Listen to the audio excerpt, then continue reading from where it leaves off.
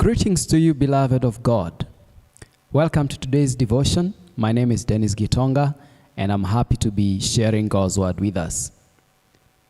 God has a destiny for each one of our lives.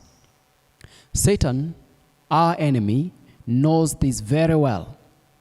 Therefore, many times over and over again, he is envious of us and angry with us because he knows the things that God has hidden in us and the things that God desires to achieve through us and in us. Therefore, to curtail our destiny, he seeks to silence us and to make it impossible for us to reach that God-given destiny.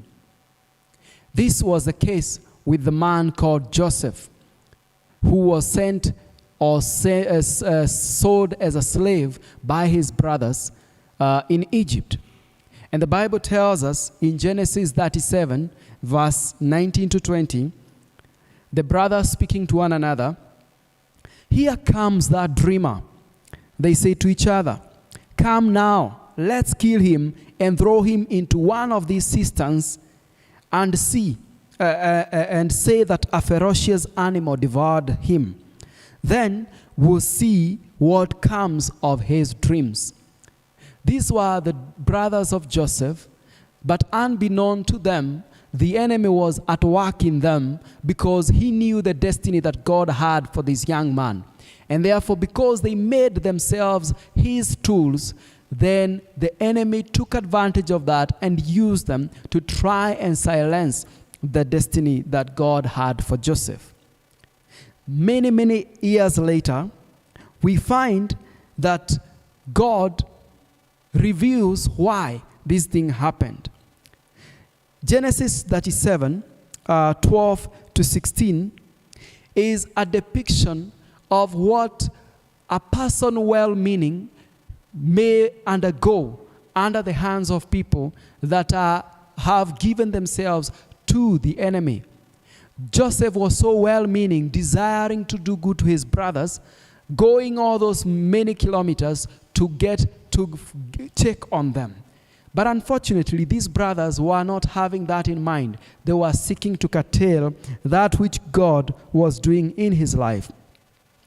However, the interesting thing is, God never stopped them. God never told them, "Do not sell him." God never brought in some forces or something that would make it impossible for them to sell him. He allowed it to happen. Now, God may allow the enemy to sometimes have his way in our lives. But when he does that, it is always because he has an agenda. And that agenda is a good agenda.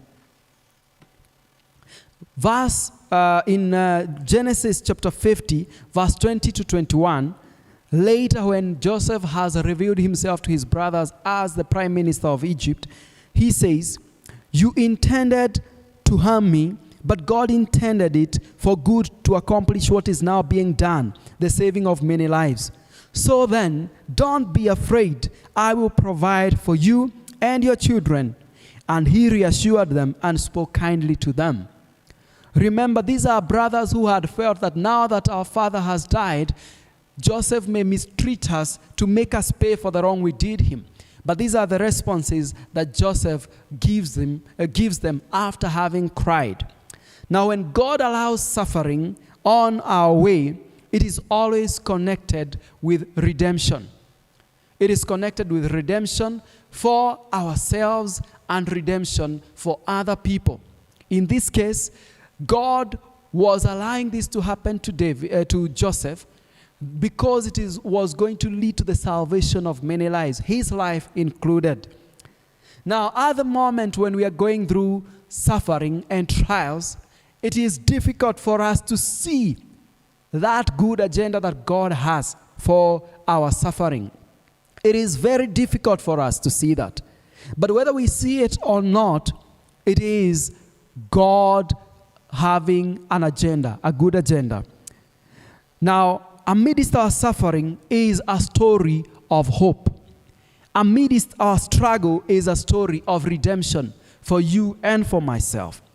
And soon we will together with Job say this to the Lord: I know that you can do all things. No purpose of yours can be thwarted. You asked, who is this that obscures my plans without knowledge?